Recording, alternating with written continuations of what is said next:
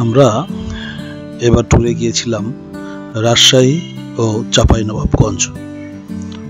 রাতের বেলা আমাদের গাড়ি ছাড়লো, নিজস্ব গাড়ি চলছে।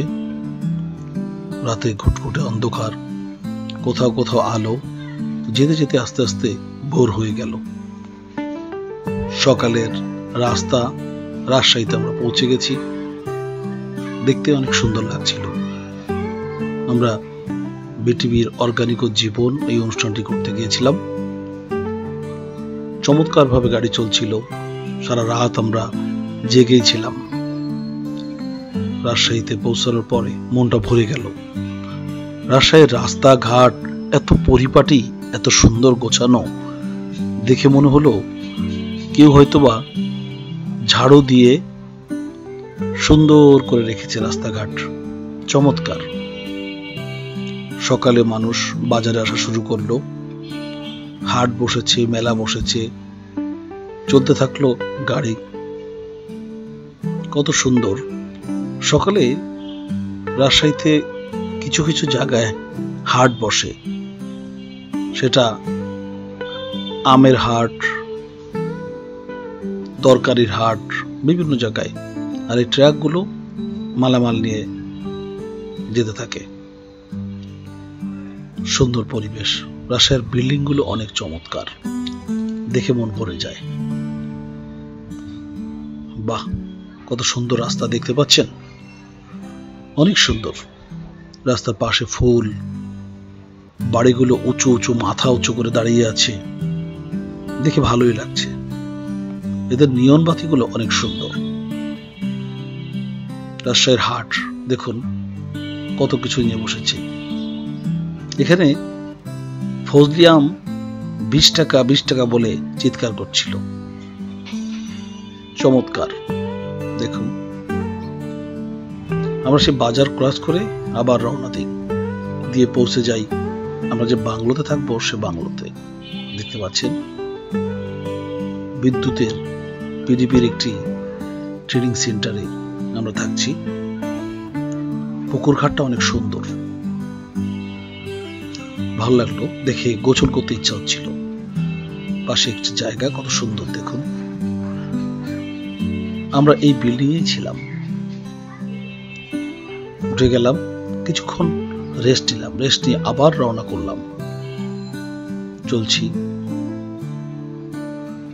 অর্গানিক ও জীবন বিটিভির নিজস্ব প্রযোজনায় অনুষ্ঠানটি আমরা অর্গানিক প্রোডাক্ট নিয়ে, অর্গানিক কৃষি নিয়ে আমরা কাজ করি সব সময়।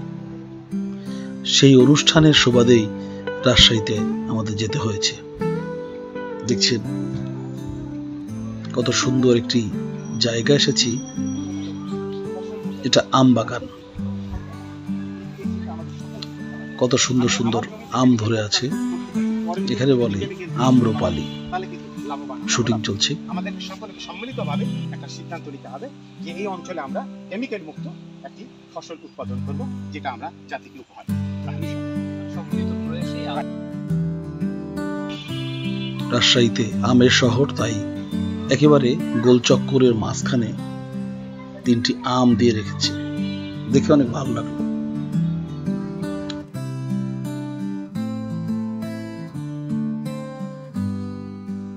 রাতে আমরা আমাদের 93 বন্ধু বান্ধব নিয়ে কালাই রুটি খেতে গিয়েছিলাম। রাজশাহীর বিখ্যাত কালাই রুটি। তো এগুলো কি সামনে? এটা দই। আচ্ছা আচ্ছা, কিসের দইটা? আচ্ছা, কালাই রুটির সাথে কি দই খেতে হয় নাকি এটা? ও আচ্ছা আচ্ছা। বন্ধুরা, যে কালাই রুটি রাজশাহীর বিখ্যাত এবং পরিচিত। এই কালাই রুটিগুলো খেতে হয় মশলা দিয়ে খেতে হয়। পেঁয়াজ, মরিচ, বেগুন ভর্তা, তারপরে গরুর মাংস, হাঁসের মাংস। আমাদের 93-এর রাজশাহীর বন্ধুরা কিভাবে আমরা আমাদের এই যে আনন্দ করছি আমরা। এই যে আমি আছি তো, এই যে আমাদের আরেক বন্ধু আছে 93 আছে, সাইড সুপারগুলো। ওই যে রাত্রেবেলায় সুপারগুলো লাগায়, কি জানে পাল্টা পাল্টা বলো না, আমি ভিডিও করতেছি। বন্ধুরা তো বন্ধুরা সবাই আর কি আড্ডা দিচ্ছে। তো খুবই একটা ভালো মুহূর্ত আমরা কাটাচ্ছি।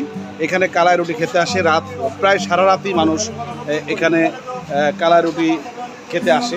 কালাই ঘর এটা। তো সবাই যদি রাজশাহীতে আসো অবশ্যই কালাই রুটি খেতে আসবে।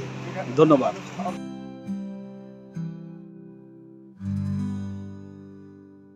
দর্শক, আমরা আজকে আসছি সেই চাপাই নবাবগঞ্জে। চাপাইতে আমের ফলন অনেক ভালো হয়। এখানের আম যেভাবে চাষ করা হয় সেটা দেখলে একটু অবাক হবেন। বিশাল একটি গাছ, বাগান। এই বাগানে বিশাল রকমের চাষবাস হচ্ছে। দেখুন, প্রত্যেকটি আমে একটি করে প্যাকেট করা হয় এটা গাছে থেকেই, যাতে আমটি নষ্ট না হয় সেই জন্য। এর ফাঁকে ফাঁকে আবার দেওয়া হয়েছে লেবুর চাষ করা হচ্ছে। এটা কমলা লেবু, দেখতে অনেক চমৎকার দেখতে পাচ্ছেন। আমরা আরো দেখতে পাচ্ছি, এই যে দেখতে পাচ্ছেন এখানে বিশাল একটি আমের বাগান। এই জাকির ভাইয়ের এই বাগানটি, এই বাগান আপনারা হয়তো দেখছেন শুধু আমের বাগান। এই বাগানের ভিতরে পরে জানতে পারলাম এখানে নাকি রাসেল ভাইপার প্রচুর সাপ আছে। শরীরটা ঝমঝম করে উঠল। ওখান থেকে তাড়াতাড়ি কিভাবে সরে পড়বো সে চিন্তা করছিলাম। কিন্তু আমি যখন ভিডিও করছিলাম তখন আমি জানি না যে এখানে এত সাপ। আম দেখেছেন, এটাকে বলে ব্যানানা ম্যাঙ্গো। আমগুলো এনে এখানে রাখা হয়।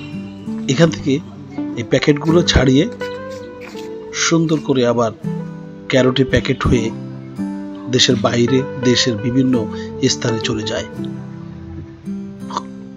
আমাদের এক বন্ধু জুয়েল ভাই অনেক ভালো মানুষ, একজন মাস্টার। দেখুন, এই যে দেখছেন ঝুলছে, এগুলো আম। প্রত্যেকটি আম ব্যাগেটিং করা হয়, অর্থাৎ ব্যাগে এই আমগুলোকে ভরা হয় এবং প্রত্যেকটা আম, একটি আমও বাকি নেই। এটা করা হলে আমটির কালারটা হলুদ কালার হয়, এমনই দেখতে পাচ্ছেন। চমৎকার প্ল্যান। একটি আমের পেছনে অনেক সময় দেওয়া হয়। আমরা হয়তো একটি আম ধরে বলি এটি মিষ্টি না, এটি টক, কিন্তু যারা করে, যারা চাষ করে তাদেরকে অনেক কষ্ট করতে হয়। এই বাগানে অনেক শ্রমিক কাজ করে। আমরা ফেরার সময় কিছু রাজাহাঁসের খেলা দেখছিলাম, খুব ভালো লাগছিল। এখান থেকে বেরিয়ে রাত হয়ে গেল, আমরা ঢাকায় ফিরলাম। ভালো লাগলো। আবার কথা হবে অন্য কোনো অনুষ্ঠানে। ততদিন ভালো থাকবেন। আল্লাহ হাফেজ।